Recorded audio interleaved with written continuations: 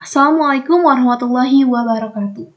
Perkenalkan, saya Aulia Fadila Ansari dari Prodi Pendidikan Biologi kelas B. Di sini saya akan menjelaskan materi epidermis dan derivatnya guna memenuhi tugas praktikum dari mata kuliah TIK.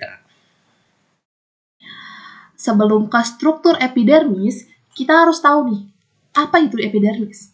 Jadi seperti yang ada di slide ini, epidermis merupakan lapisan sel terluar pada daun. Daun bunga, buah dan biji, batang dan akar sebelum tumbuhan mengalami penebalan sekunder. Nah, selain epidermis biasa, terdapat sel epidermis yang telah berkembang menjadi sel rambut, sel penutup pada stomata, serta sel lainnya. Fungsi dari epidermis ini yaitu sebagai pelindung terhadap hilangnya air karena penguapan, kerusakan mekanik, perubahan temperatur, dan hilangnya zat-zat makanan. Selanjutnya yaitu struktur epidermis. Nah, seperti yang ada di slide ini, epidermis itu terdiri dari satu lapisan sel. Tapi pada beberapa tumbuhan sel protoderm, pada daun membelah dengan sejajar dengan permukaan atau periklinal. Dan turunannya membelah lagi sehingga terjadi epidermis yang berlapis. Di sini saya menyuguhkan contoh dari filamen akar anggrek. Nah, seperti di gambar, filamen ini merupakan beberapa lapisan sel mati yang terdapat di sebelah dalam akar gantung atau akar udara pada tanaman anggrek.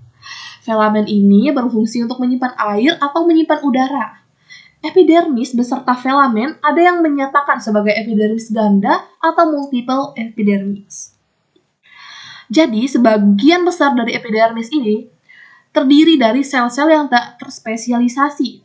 Bentuk, ukuran, dan susunan sel epidermis itu berbeda-beda pada berbagai jenis tumbuhan. Tapi semuanya rapat satu sama lain. Nah, sel epidermis ini memiliki protoplas hidup dan dapat menyimpan berbagai hasil metabolisme seperti plastik dengan granul yang sedikit, pati dan protein, juga antosianin. Di kebanyakan tumbuhan, protoplas itu mengandung leukoplas. Nah, kloroplas kadang terdapat pada beberapa Pteridophyta, tumbuhan air dan tumbuhan yang hidup di tempat yang teduh. Sedangkan antosianin itu terdapat pada vakuola sel epidermis pada beberapa jenis tumbuhan, seperti Zebrina pendula, batang dan tangkai pada daun Ricinus communis. Selain itu ada juga tanin, lendir, dan kristal dalam sel epidermis.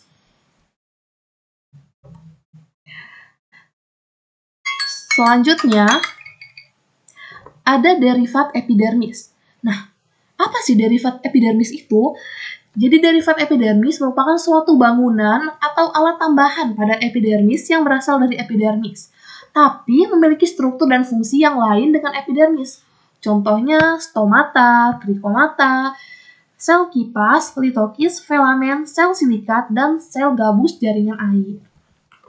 Mungkin sekian yang dapat saya sampaikan.